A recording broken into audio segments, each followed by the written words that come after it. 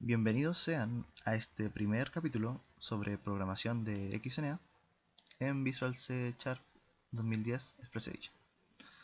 Vamos a hablar sobre términos de programación orientada a objetos. Vamos a ver el código por default de un proyecto de XNA y también vamos a explicar el código por default. Así que empecemos con lo primero, que es ver términos de programación orientada a objetos. El primer término a repasar será el término clase.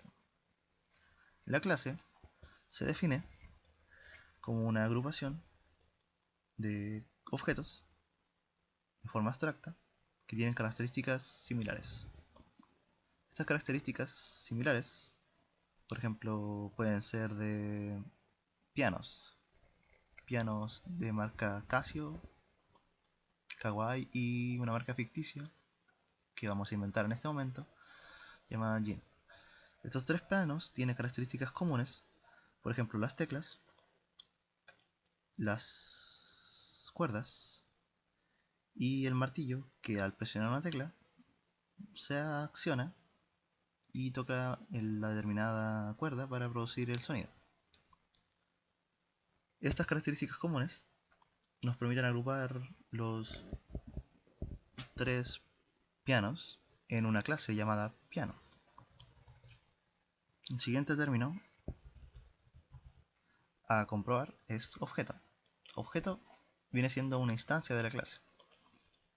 La instancia de la clase piano, por ejemplo, puede ser el piano marca Casio, un piano cualquiera de marca Casio. Mensaje sería el próximo término.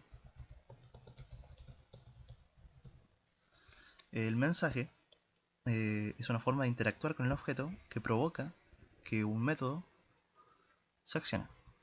Método es una función de la clase determinada. Por ejemplo, del piano, al accionar una tecla, se produce el método sonido o producir sonido que acciona el martillo, toca la cuerda y produce el sonido. Atributo vienen siendo las diferentes variables de la clase que nos permiten trabajar con ella. Y por último, estado viene siendo un conjunto de atributos determinados en un momento dado con atributos con valores que definen el estado del objeto. Ahora que terminamos con la primera parte, podemos empezar a ver el código.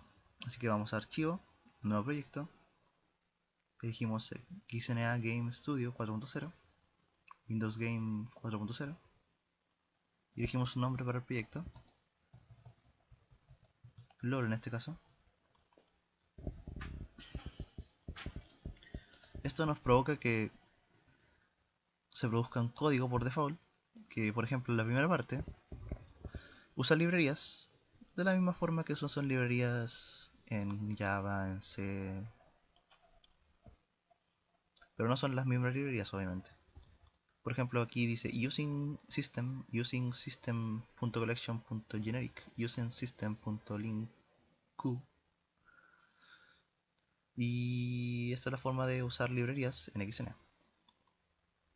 Ahora vemos que aquí se crea una clase, Game1, que hereda todos los atributos y los métodos de Microsoft.xna.framework.game. Esta declaración, los dos puntos, sirve para poder heredar. La primera clase que está declarada hereda todos los atributos o métodos de la segunda clase que está dada aquí, en este caso. Vemos también que se crean dos variables o atributos por default, graphics y sprite batch, que diga. Graphics es de tipo Graphic Device Manager y Sprite Batch es de tipo Sprite Batch.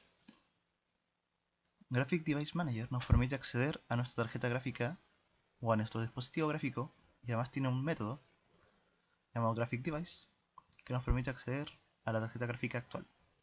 Sprite Batch, en cambio, nos permite dibujar en pantalla sprites, sean imágenes 2D o 3D, que así se define computacionalmente y gráficamente. Aquí vemos el constructor de la clase Game1, que define y inicializa graphics y define que la carpeta raíz se va a llamar content.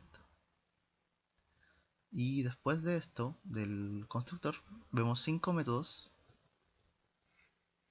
que nos provee XNA. Inicializar, load content, unload content, update y draw. Veamos el primero. Inicializar sirve para poder inicializar todo el contenido, las variables o objetos que tengan relación con el objeto o con la clase Game1. Load content nos permite cargar al juego todos los sonidos, sean también sprites, 2D, 3D, modelos, todo lo referente a eso. No vamos a hablar de un load content, pero vamos a hablar de update y draw al mismo tiempo, puesto que estos componen el game loop de XNA. El game loop de cada juego termina cuando el jugador decide que el juego termina, o cuando el juego en sí termina por la muerte del personaje, o porque el juego en sí se acabó, cosas así. Entonces, update sirve para poder actualizar todo el contenido, código, cargas, métodos de las diferentes clases, poder llamarlos. Por ejemplo, si tuviéramos un entero de un atributo entero llamado puntaje del jugador 1.